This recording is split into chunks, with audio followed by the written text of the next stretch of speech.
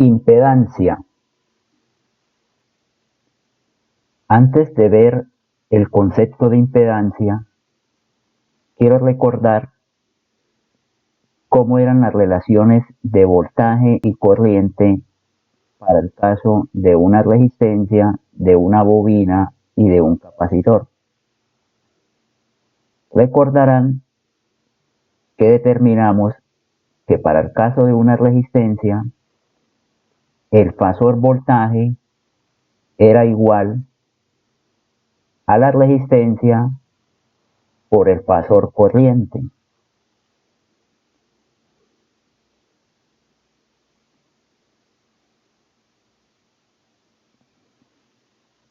Para el caso de la bobina,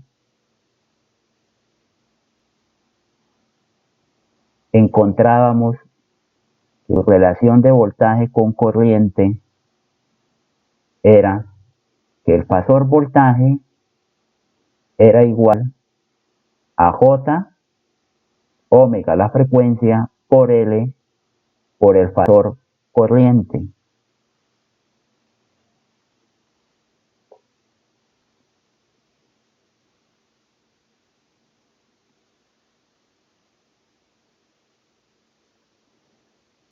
Para el caso del capacitor, habíamos encontrado que la relación voltaje-corrientes era la siguiente. En este caso era el fasor I igual a J omega C por el fasor voltaje.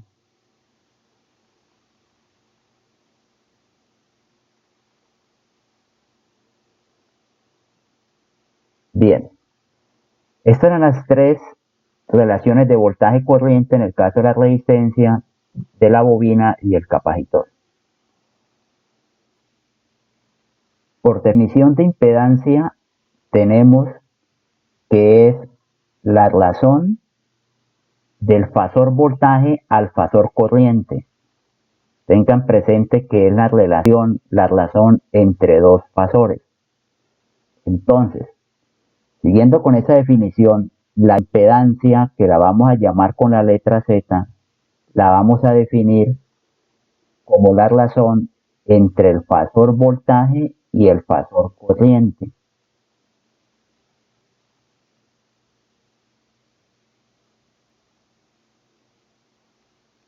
Bien, es claro que como la impedancia es voltaje sobre corriente, es decir, volt sobre ampere, es claro que la unidad de la impedancia es ohm.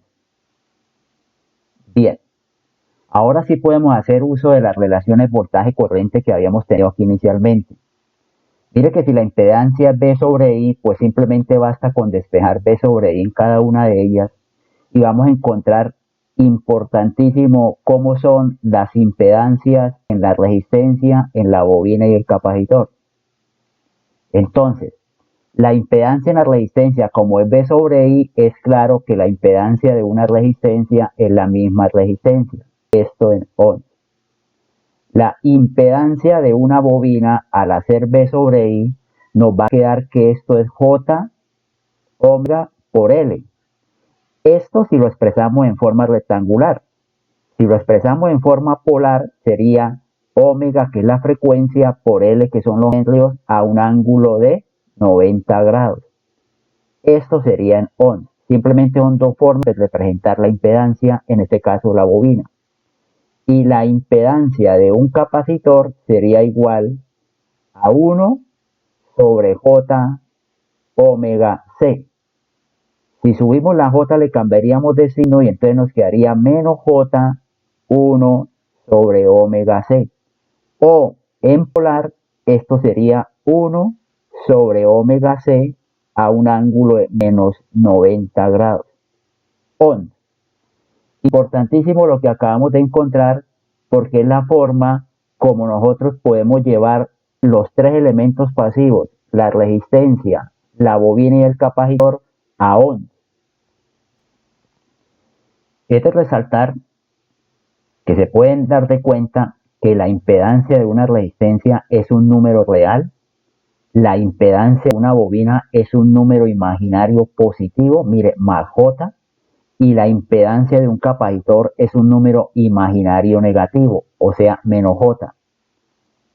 Todos ellos quedan expresados en unidades de ohm. Ahora, como la impedancia es la relación del fasor voltaje al fasor corriente, si tenemos que el fasor voltaje es una magnitud a un ángulo, llamémoslo alfa, y si el fasor corriente es una magnitud a un ángulo beta, entonces es claro que la impedancia sería la división de los dos fasores, es decir, la magnitud de B a un ángulo alfa sobre la magnitud de I a un ángulo beta. Entonces, ¿qué es lo que tenemos? Que la impedancia es la división de dos números complejos. Eso quiere decir que la impedancia también tendrá una magnitud y tendrá un ángulo. La impedancia también es un número complejo, donde si ustedes observan de la expresión, la magnitud de la impedancia será la división de la magnitud del voltaje sobre la magnitud de la corriente. Y el ángulo de la impedancia será el ángulo del voltaje menos el ángulo de la corriente. Una vez definida la magnitud de la Z y el ángulo de la Z, quiero que observemos la importancia de la cantidad de información que nos puede dar el ángulo de la impedancia θ, que llamamos en este caso. Observen, si el ángulo θ, el ángulo de la impedancia, fuese cero o llegase a cero, ¿qué indican? Pues para que sea de cero indica que el ángulo del voltaje es igual al ángulo de la corriente, lo que quiere decir que la corriente está en fase con B, lo que también denominamos no hay desfase. ¿Y eso dónde y cuándo sucede? Ustedes recordarán que en los circuitos donde la I está en fase con B son los circuitos netamente resistivos. Entonces ahí estaríamos en un circuito que solo tiene resistencia o que su comportamiento es netamente resistivo. ¿Qué pasa si el ángulo θ nos llega a dar positivo? No nos importa ahorita el valor, pero que simplemente que sea un ángulo positivo. Eso quiere decir que el ángulo del voltaje es mayor al ángulo de la corriente. Si el ángulo del voltaje es más grande que el de la corriente, la idea o lo que nos determina es que I está en atraso o I está atrasada de B. La corriente está atrasada del voltaje. ¿En qué tipo de circuitos la corriente atrasa el voltaje? En los circuitos inductivos. Entonces, con solo verle si el ángulo de la impedancia es positivo, estaríamos determinando que estamos en un circuito inductivo. Si el ángulo de la impedancia llegase a dar negativo, sería el caso análogo, es decir, el ángulo del voltaje es menor al ángulo de la corriente o el de la corriente es mayor al del voltaje. Esto significa que la corriente en este caso está adelantada de B.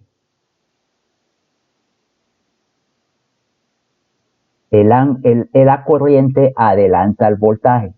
Esto sucede en los circuitos capacitivos. Entonces ahí en ese caso estaríamos en un circuito capacitivo. Los otros dos casos que podemos ver, que son bastante interesantes, es ¿qué pasa si el ángulo de la impedancia es positivo, pero exactamente 90 grados? Entonces, primero, si es positivo es porque la I atrasa a B, pero en este caso la I atrasa a B exactamente 90 grados. Entonces, I atrasa a B 90 grados. ¿Eso en qué tipo de circuito es? Primero, El simple hecho que la I atrasa B ya nos está diciendo que es un circuito inductivo.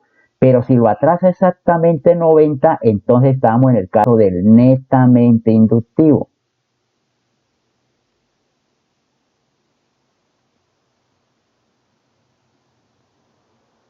Y el otro caso es que nos dé también 90, pero negativo. O sea, si el ángulo es menos 90, entonces el hecho que sea 90 es que la I adelanta a B.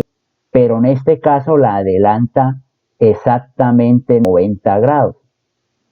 El hecho que la adelanta es capacitivo, y si lo adelanta exactamente 90 grados, lo que tenemos es un netamente capacitivo.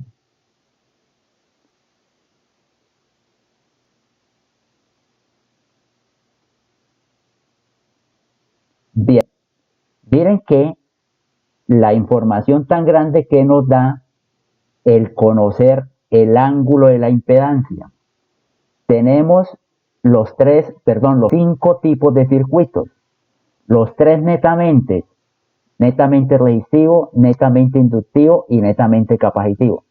En los tres netamente conocemos exactamente el valor del ángulo, en un caso 0, en otro más 90 y menos 90.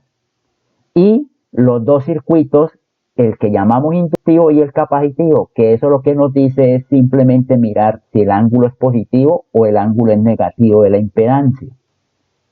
Ahora, hemos dicho que la impedancia es un número complejo y lo hemos expresado hasta ahora como una magnitud a un ángulo en ohm. Obviamente, cuando lo expresamos así, la impedancia la estamos expresando en forma polar. Pero como todo número complejo, la impedancia de todo número complejo se puede expresar también en forma rectangular. Entonces tenemos que también podríamos expresar esa impedancia como una parte real y una parte imaginaria. Aquí estaría la impedancia en forma rectangular.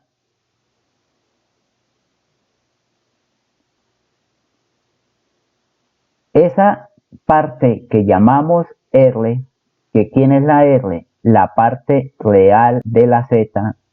La parte real de la impedancia es la resistencia, que ya hemos visto que la impedancia de una resistencia es la misma resistencia y es un número real.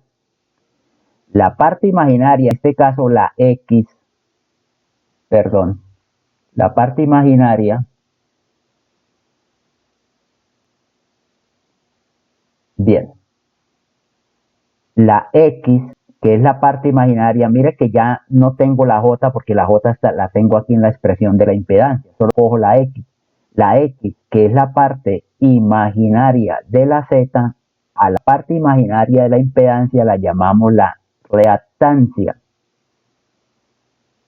Este término sí es nuevo, reactancia, también está en ohms. Mire que la parte real es resistencia, la parte imaginaria es la reactancia, ambas las damos en ohms para que ohms más ohms me dé ohms, que es la impedancia. Pero sucede que en la parte imaginaria, si ustedes recordarán, la impedancia de una bobina es más J, o sea, J positiva, y la impedancia de un capacitor es menos J. Entonces, ¿qué es lo que sucede? En el caso de la reactancia tenemos dos tipos. Una que llamamos la reactancia debido a una bobina, que es la XL, a la reactancia de la bobina, que es igual a omega por L. Si es positiva omega por L, esto sería una reactancia inductiva.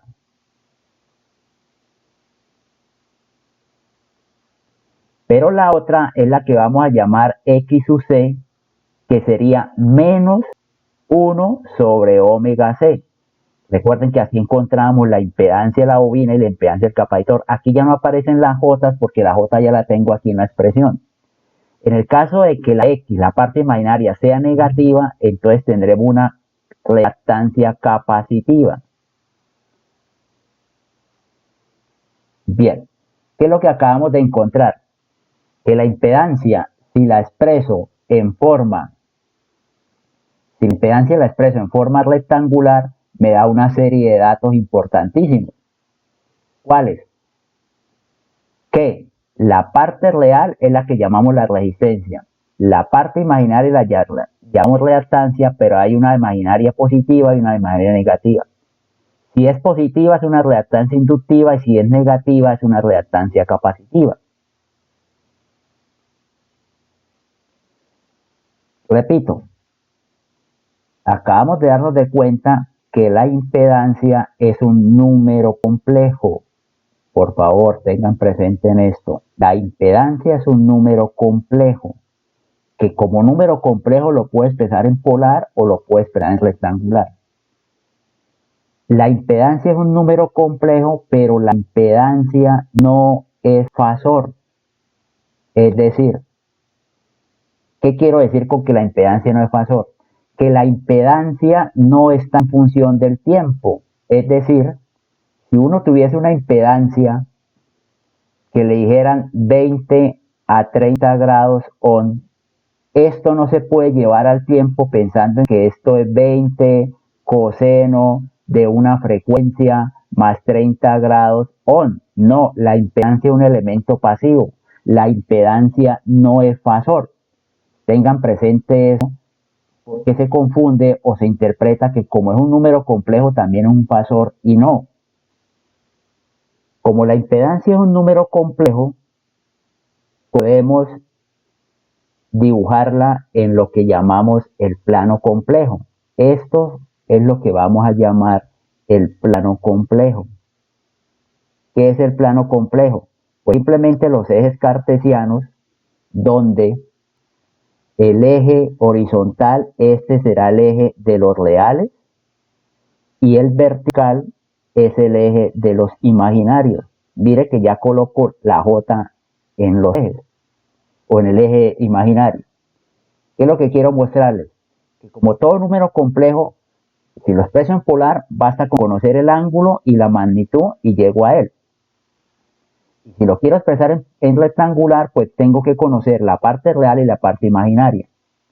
Entonces, la idea es que si uno tiene un número complejo, una impedancia, digamos así, ¿cómo puedo llegar a esa impedancia? Dice, pues a esa impedancia usted puede llegar si conoce el ángulo, que en este caso sería el ángulo θ, y si conoce la magnitud.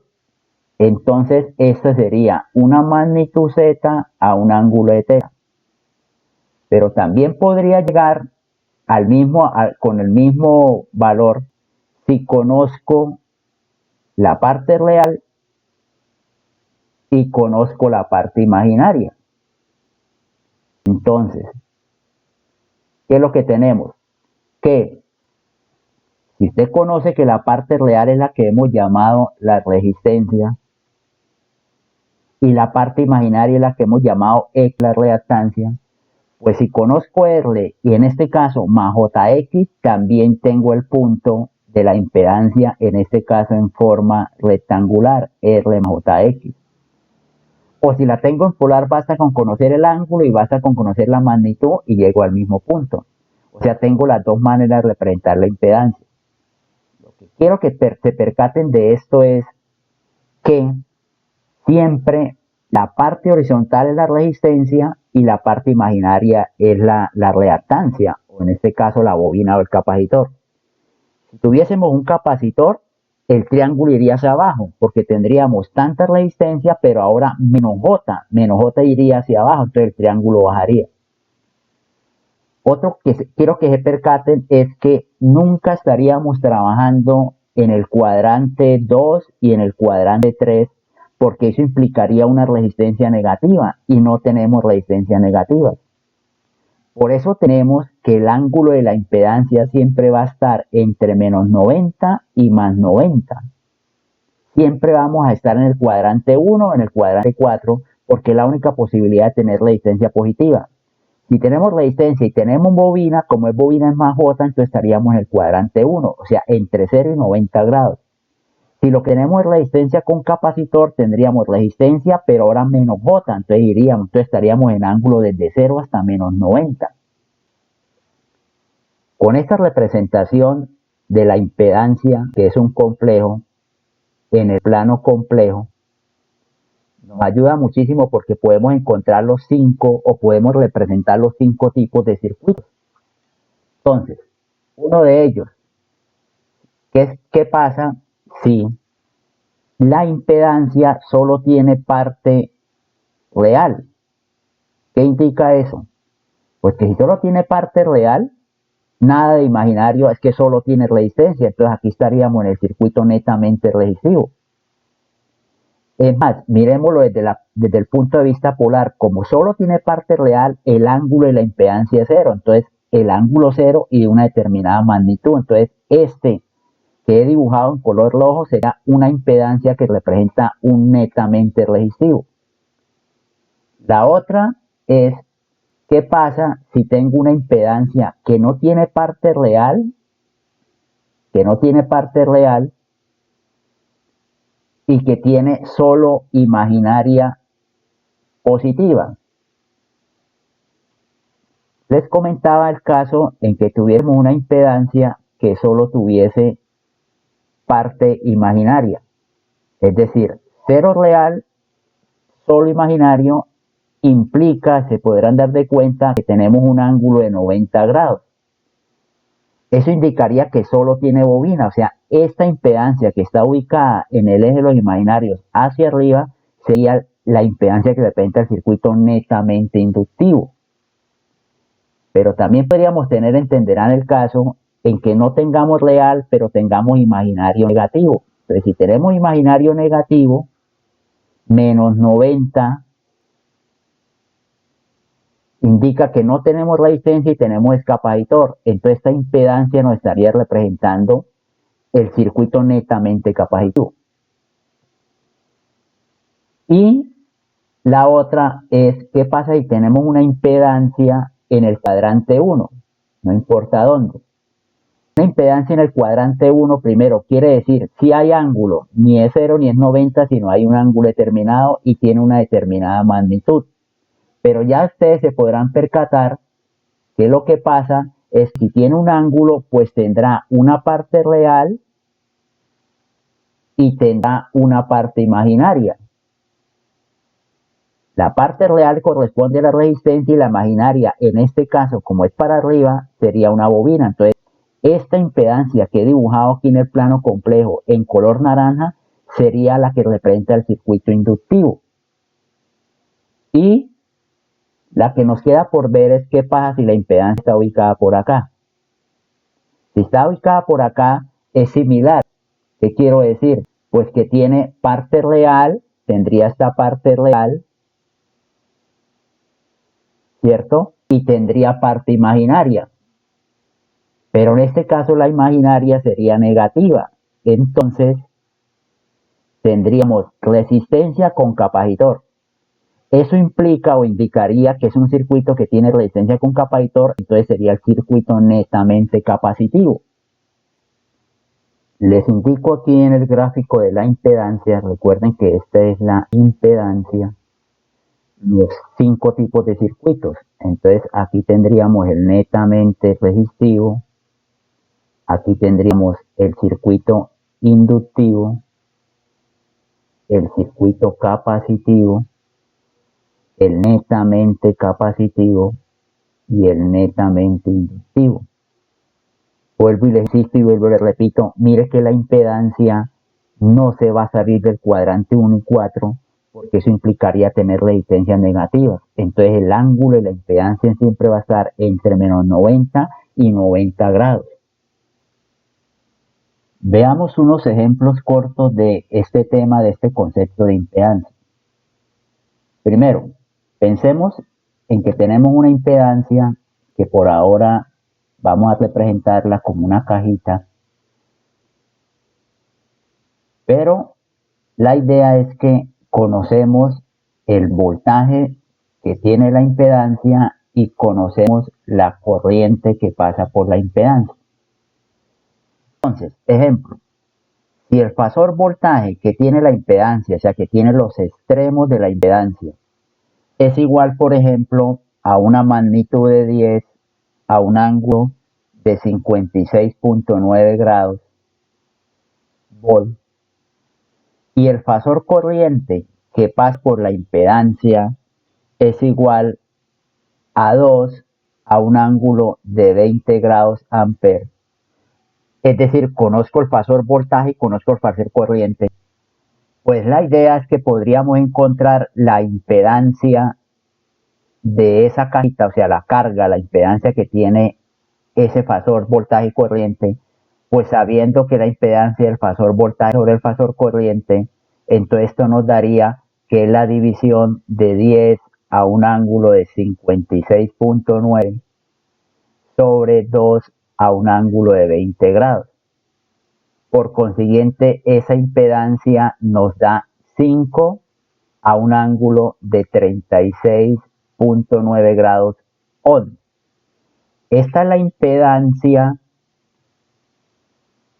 en polar. La idea es que si pasamos esta impedancia a rectangular, podríamos determinar qué elementos conforman esa impedancia. Bueno, y pasarla a rectangular, perdón, es claro que ya lo hacen en sus calculadoras, o bueno, a mano sería 5 coseno de 36.9 más j 5 seno de 36.9. Al hacer esa operación nos da que la impedancia es igual a 4 más J3 ohm. Entonces ahí lo que acabamos de determinar es la misma impedancia, pero en rectangular. Este dato sí, esta forma de representar la impedancia sí nos dice bastante, porque ustedes recordarán que la parte real de la impedancia es la resistencia y la parte imaginaria de la impedancia es la reactancia. En este caso nos dio más J3, es decir, positivo. Eso indica que está formada por una resistencia con una reactancia inductiva. El otro dato importante es que recuerden que la resistencia o la parte real sean ohms y la reactancia o la parte imaginaria también sean ohms. Y entonces para usted sumar ohm más ohm es porque están en serie. Entonces, importantísimo, acabamos de encontrar que lo que hay dentro de la caja lo podríamos modelar como una resistencia en serie con una bobina. La resistencia de 4 ohms y la reactancia de J3 ohms. Conocemos la reactancia, no el valor en henrios de la bobina, porque para este ejemplo en particular no conocemos la frecuencia, entonces no podríamos hallar los henrios, la bobina, pero sí tenemos la reactancia. Y lo que acabamos de encontrar es que dentro de la caja llamada impedancia, lo que hay por dentro es una resistencia en serie con una bobina. Para volver a recargarles el concepto de que la impedancia es un número complejo, la idea es que aquí he dibujado los ejes que nos van a representar lo que llamamos el plano complejo, donde vuelvo y les digo, este eje horizontal nos dice la parte real y este eje vertical nos dice la parte imaginaria de la impedancia. Para nuestro caso, acabamos de encontrar que la impedancia tiene una parte real de 4, entonces aquí más o menos contamos 4 y nos daría acá. Y tiene una parte, en este caso, aquí habrá 4 ohms. Esto serían 4 ohms, que es la parte real. Luego podríamos dibujar la parte imaginaria, que en este caso es más 3. Entonces nos daría algo así, como el de acá. Bueno, en este caso tenemos que esto sería 3 ohms. No le pongo la J porque la J ya está acá en el eje. Y por consiguiente, la hipotenusa o el camino de 4 más J3 nos da esta impedancia. Entonces, esta es la que tiene una magnitud, esta sería la magnitud de la impedancia, que es de 5, y este sería el ángulo de la impedancia, que es de 36.9. Entonces mire que nos da todos los datos, o en rectangular o en polar sabemos que tiene resistencia con reactancia, O si hubiésemos conocido solo el ángulo y la magnitud, podríamos hallar los otros elementos. Miremos este otro ejemplo. Conocemos que un circuito trabaja a una frecuencia, o sea, para una omega de 10 a la 4 radianes por segundo. Entonces, la frecuencia del circuito, la frecuencia a la que están trabajando los elementos está 10 a la 4 radianes. Y lo que tenemos es una bobina. Tenemos una bobina en serie con un capacitor.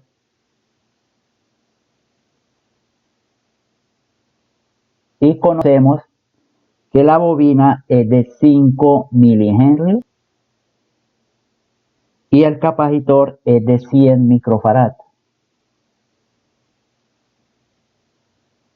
La idea es mirar cuál sería la impedancia equivalente, o sea, o qué implica tener una bobina en serie con un capacitor de estos valores a esta frecuencia. Entonces, lo que vamos a hacer es que, como conocemos los elementos, la bobina en henrios, el capacitor en farad y conocemos la frecuencia, hallamos las impedancias de cada elemento. Entonces, la impedancia de la bobina es J omega por L. Entonces, esto sería J, la frecuencia 10 a la 4 por la L 5 milis, o sea 5 por 10 a la menos 3.